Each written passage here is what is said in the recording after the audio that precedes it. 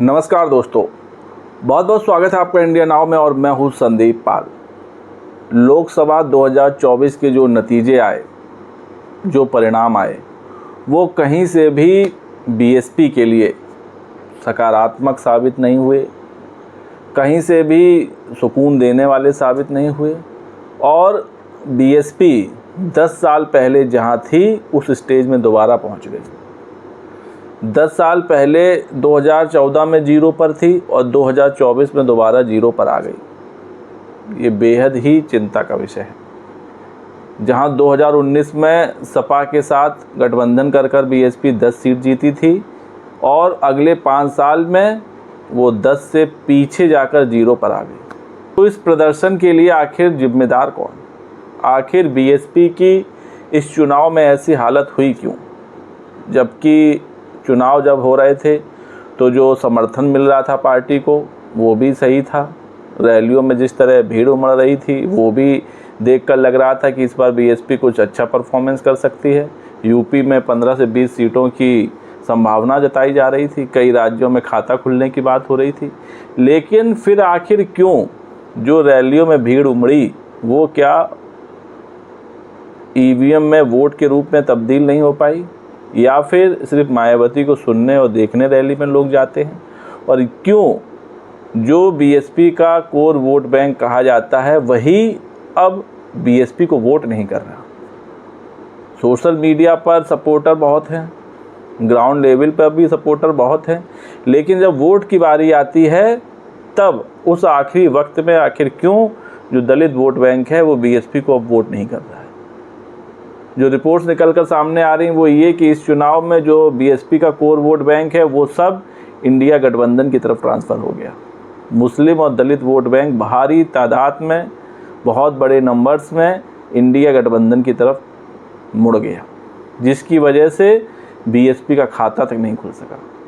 और तो और ज़्यादातर सीटों पर बीएसपी करीब 400 से ज़्यादा सीटों पर चुनाव लड़ी और करीब 60 से 70% सीटों पर बीएसपी का कैंडिडेट चौथे नंबर पर रहा। 1 लाख वोट लाने में भी पसीने छूट गए। कहीं कहीं 20,000, 30,000, 10,000 वोट मिले, जबकि पूरे देश में दलित आबादी अच्छी खासी है। 22% के करीब दलित आबादी है यूपी में। पंजाब में 32% से ऊपर है। हर स्टेट में ठीक ठाक मात्रा में दलित आबादी है जो बीएसपी को अच्छी या ठीक ठाक सीटें दिला सकती थी, लेकिन ऐसा कुछ हुआ नहीं। जिस वोट बैंक पर बीएसपी इतराती है या कहें उसको अपना मानती है, वही वोट बैंक बीते 10 सालों से या कहें बीते 15 सालों से बीएसपी को धोखा दे रहा है। ये बात माननी पड़ेगी सबको, क्योंकि पिछले चुनावों में जहां वोट परसेंट बीएसपी का जो कभी 22% होता था वो घटते घटते आज की तारीख में 9% पहुंच गया। आधे से ज़्यादा वोट बैंक दूसरी पार्टियों को वोट कर रहा है और यही वजह रही कि इस चुनाव में बीएसपी की ये हालत हुई।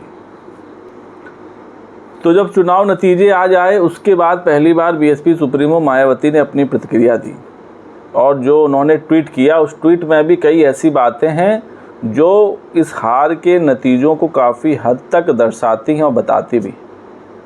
एक तरफ बात की जा रही थी सोशल इंजीनियरिंग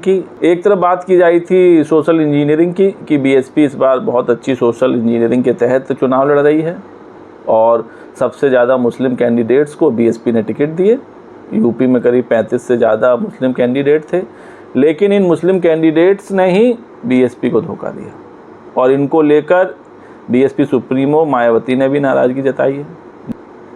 पहले आपको बताते हैं, इस चुनाव में मिली हार के बाद मायावती ने आज पहला ट्वीट किया, अपनी पहली प्रतिक्रिया दी और उनके निशाने पर रहे मुस्लिम समाज के कैंडिडेट जिन पर मायावती ने बहुत भरोसा किया था, जिनके भरोसे के चलते मायावती ने इतनी बड़ी तादाद में या कहीं इतने बड़े पैमाने पर टिकट दिए थे और ये सोच के दिए थे कि दलित वोट बैंक और मुस्लिम वोट बैंक अगर मिलकर मायावती की पार्टी को वोट करेगी तो मायावती की पार्टी को ज़्यादा से ज़्यादा सीटें मिलेंगी, बीएसपी एक मुकाम पर पहुंच जाएगी। लेकिन ऐसा हुआ नहीं।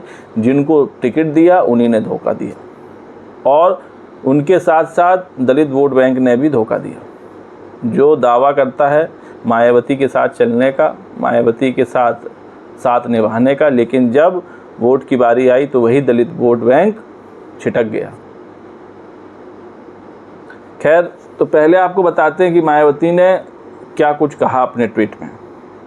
मायावती ने ट्वीट करते हुए कहा कि बहुजन समाज पार्टी का खास अंग मुस्लिम समाज, जो पिछले कई चुनावों में और इस बार भी उचित प्रतिनिधित्व देने के बावजूद बीएसपी को ठीक से समझ नहीं पाया।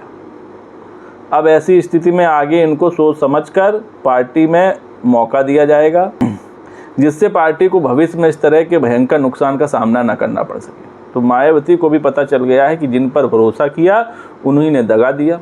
तो अब पार्टी में आसानी से ऐसे कैंडिडेट्स को जगह नहीं मिलेगी, एंट्री नहीं मिलेगी। इसके अलावा मायावती ने कहा कि हमारी पार्टी चुनाव आयोग से शुरू से ये मांग करती आ रही कि चुनाव बहुत लंबा नहीं खींचना चाहिए, बल्कि आम लोगों के हितों के साथ साथ चुनाव ड्यूटी में लगने वाले लाखों सरकारी कर्मचारियों और सुरक्षा कर्मियों आदि के व्यापक हित और सुरक्षा आदि को ध्यान में रखते हुए अधिक से अधिक 3 या 4 चरणों में कराया जाना चाहिए।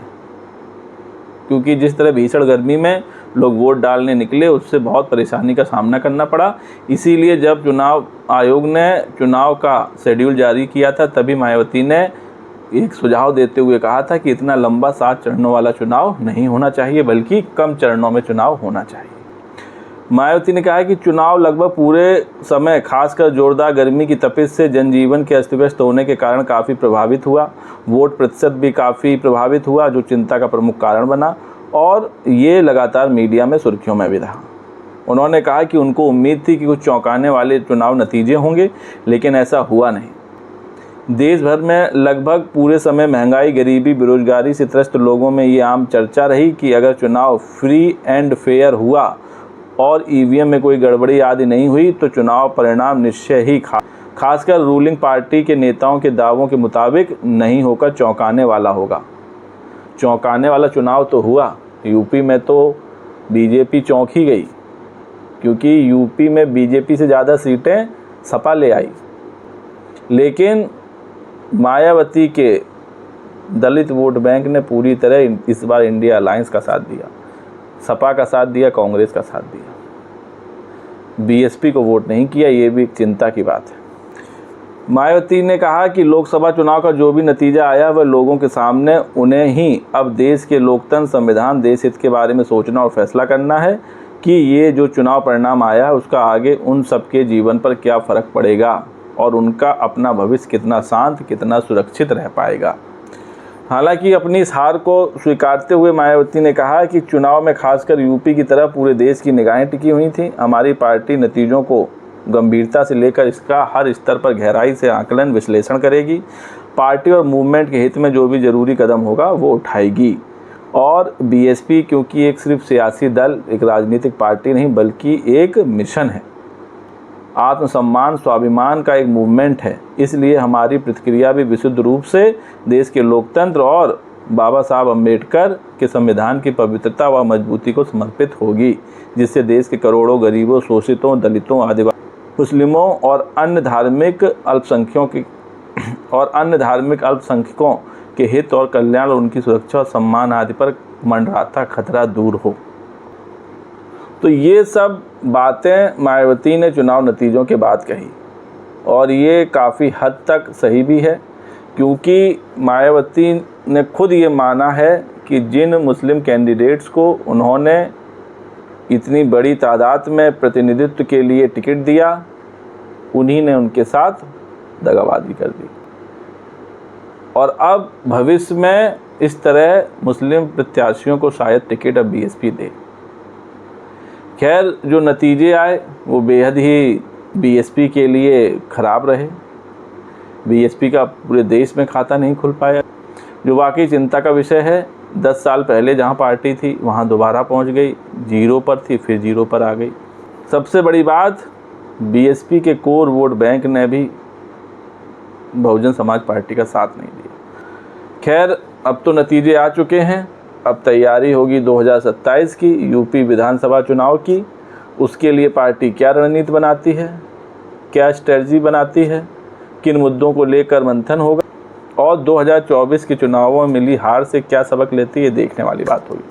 फिलहाल इस वीडियो में इतना ही। वीडियो पसंद आया हो तो चैनल को लाइक शेयर और सब्सक्राइब करना ना भूलिए। तब तक के लिए